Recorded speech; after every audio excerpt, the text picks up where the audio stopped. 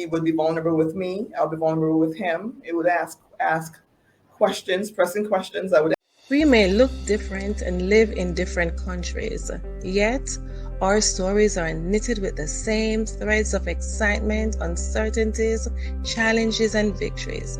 As we journey through the ups and downs of life, it is our undeniable will and God's strength that propel us to joy after pain, smile after frowns, and ups after downs.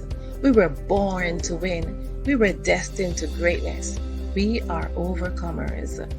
Welcome to GodScoop's raw and unedited stories.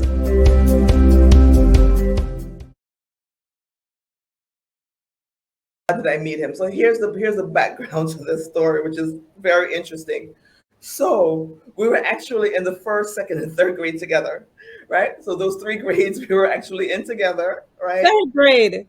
First, second, and third grade. All three of us, we were in all three grades together. Awesome. Right. But he remembered me, but because of what was going on at home with me, I was just so focused on not being hurt when I get home that I didn't really see him. So I left Jamaica when I was 11 years old, and he's remained in Jamaica until he became an adult. And he's been asking a lot of people, I want to find Shannon, I want to find Shannon. And they would tell him stories. Oh, no, no, no. Our head techar or whatever they would say to her, nope, she's not available. Something is wrong with her. Leave her alone.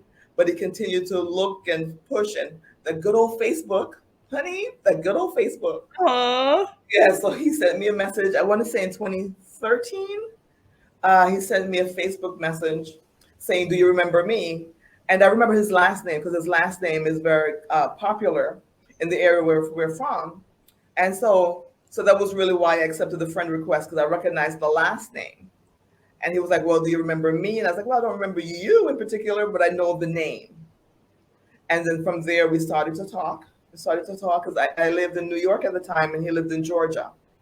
And then we'll talk and build relationships. We build a relationship, and he would be vulnerable with me. I'll be vulnerable with him. It would ask questions, pressing questions. I would answer the questions, and from there, that I realized I could trust him with the information. Right. So you're building trust, and building that trust, and he didn't violate my trust. Then that built a confidence for me to have that relationship with him that led to marriage later on. What a phenomenal man. Yes, really he is. He is. Talk to us, Shannon, about your journey to helping other women in the similar situation of childhood sexual abuse and violation. Talk about this. I think I was studying for my master's, and I had to do a research. I had to do a research paper, and it was the effects of the effects of sexual child abuse and how it affects the women in their adulthood. So that Mhm. after I did that, or while I was working on my paper, I actually say, well, I saw some commonalities with myself and some other folks that I had been talking to, and what I realize is when you're vulnerable, people tend to trust you more. Instead of you acting as though everything is perfect with you, people are like, Mhm. okay, she's perfect, so I'm not going to share my story because, you know, she may Yeah. not get it, or she may judge me, or whatever that comes around that. But once you're able to say, well, I went through this. This is what I did, and talking mostly about affirmations. I did a lot of affirmations, like the same thing over and over. And I mean, the thing with affirmations, if you weren't brought up on affirmations the first time you say it, you're like, okay, I am lying right now. you know, we say, Yeah. I'm great, I'm wonderful. Like, okay, I don't believe what I'm saying, but I'm saying it. And you say it, and after a while, you're like, yeah, I am. Based on this, I am, or I was made this way. I don't have to prove anything to anyone. This is who I am. Yes, I am great. I am strong. I'm healthy. My mind is healthy. My body is healthy. Um, so I prayed a lot, obviously a lot of affirmations. um, and so I encourage people to do the same thing. I went to an all girls college, and a lot of people, a lot of the women there, the girls at the time, were able to just talk and share, and this is what I've gone through. um, some of the stories you hear, even their own father, their own biological father, when you hear those stories, it's like, oh my God, like a father is supposed to protect his children, his daughters. A lot. I mean, they're supposed to be like the prince, for, the princess for the Mhm. dad. And then when you hear that violation, it like really like touches your soul, you know. So I started out really as a listening ear, a confidant, for the first girls, and then later on, I realized, okay, a lot of times I realized that women have untapped potential and they want to do things, but for some reason, like, oh, never mind, I'm not going to do it. And then when you talk to them, you realize they have a low self-esteem just because of what they have gone through. But at the Mhm. end of the day, you have one life. It's the time is limited. We don't know how long it's going to be, and we all need to like maximize our time here. So if Mhm. you talents, you want to use them up. You want to do the best you can. Don't step back. A lot of times women will step back and they're in the background, they're in the shadows of someone else because they don't want to let their light shine. But you have to, live in what I don't say have to, you should. If you want to live your best life, you want to step in to what God has created you to be and to do, and to start walking forward step by step, little steps. And that's really why I wrote a book recently called Unstuck, the ultimate guide to getting and staying motivated. Because a lot of times women feel stuck in the past, stuck in the pain. Um, and a lot of times when we stick, we're stuck in the pain and we speak from the pain. It's like pulling off a scab off of a wound, so it starts to bleed again and bleed again instead of letting the wound heal. And then eventually you'll have a scar, and the scar hurts no more. The scar doesn't hurt, and you want to live. The scar is there. Tell your stories, get strength from your story. Um, a lot of times we try to protect the abuser, which is a very common thing that we all do. But just to, speak the truth, but speak from a place of the scar, not of the place of the pain, and then you're able to get through it. Yes, yes, absolutely. Dr. Shannon Simpson, I'm just so impressed by your growth and how you have soared above what the enemy meant for evil. You have soared above it, and God is using you tremendously to support other women. And as a professional, talk to us about your professional journey after coming into your own.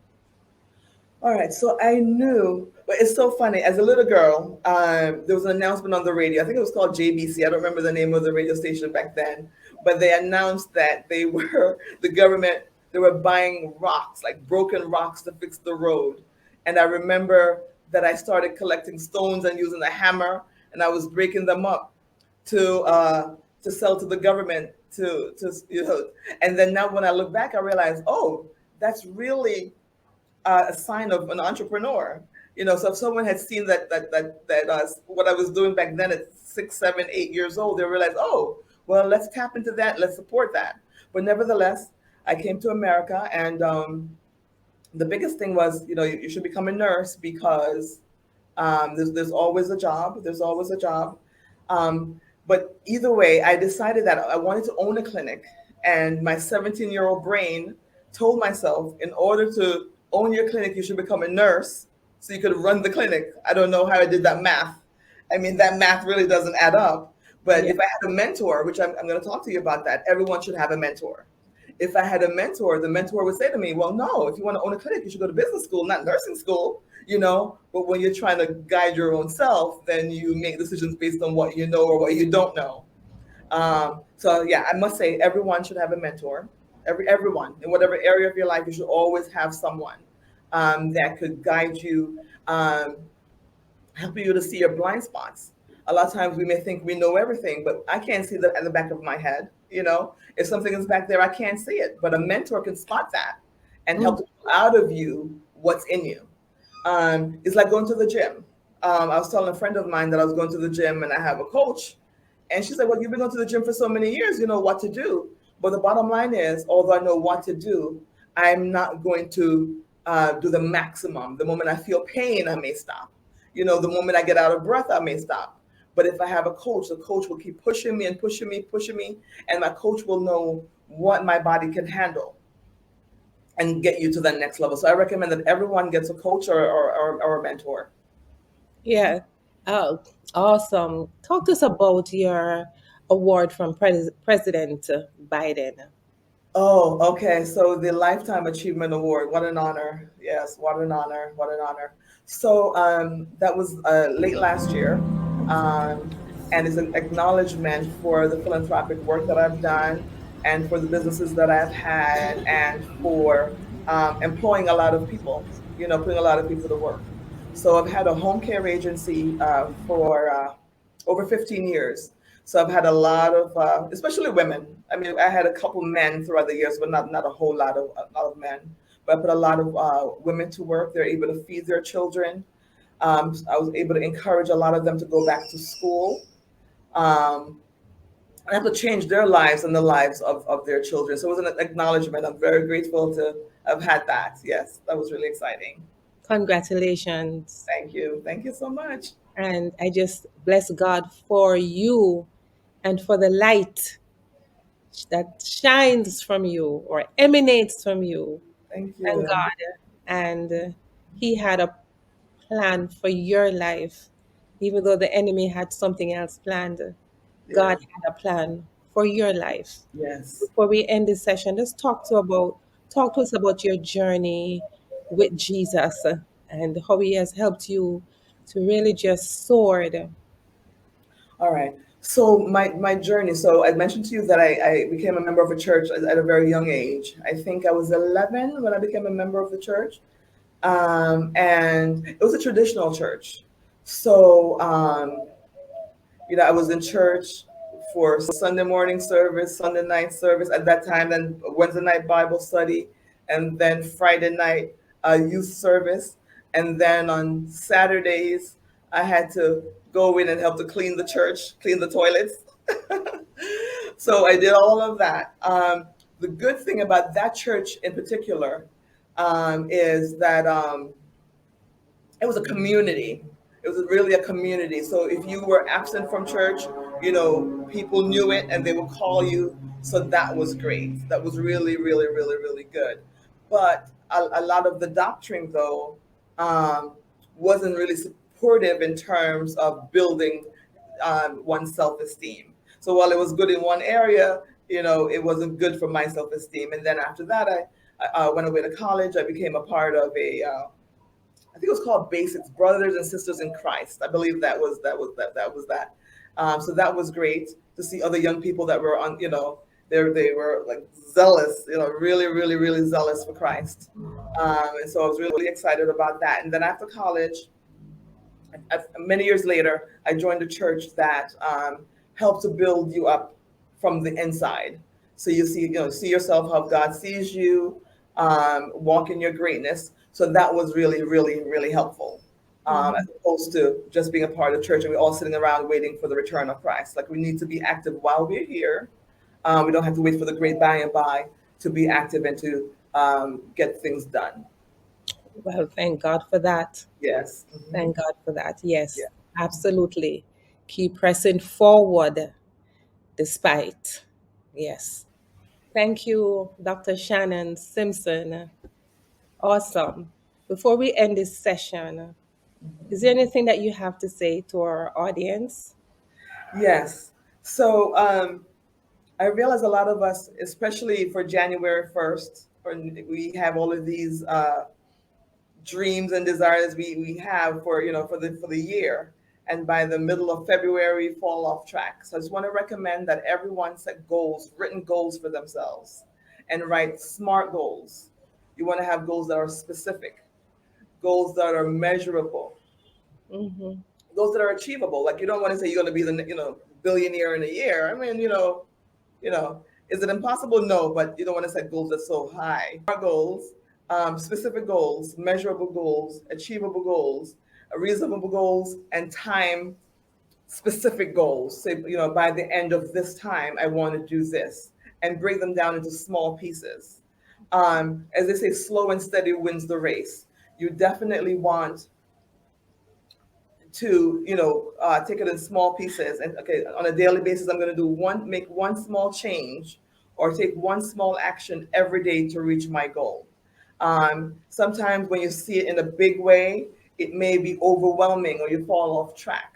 So set the goals and you want to stick to them, be persistent. Life will happen, and you don't want to be thrown off. You want to get up, brush yourself off, and keep going. Be persistent, push all the way until you get your results. Get a mentor to help you along. The mentor will help to push you, help to guide you, help to support you. So, again, set your goals, put your plan in place, and get it done. As the Bible says in Habakkuk 2, verse 2, write the vision and make it plain, so he who sees it will run with it. And not only you want other people to run with your dreams and your vision, you want to run with it too. All right, so get it done. I'm here waiting to celebrate with you all when I see your achievements. Looking forward to celebrating with you. Thank you. Yes. Thank you, Dr. Shannon Simpson, for joining us today on Raw and Unedited Stories. And if you need to reach out to Dr. Simpson for information regarding our book, and if you need to contact her, information is in our description area below. And thank you for tuning in to Raw and Unedited Stories. And if you have not subscribed, now is the time to do so. Thanks for those who have already done so. And please have yourself a phenomenal day.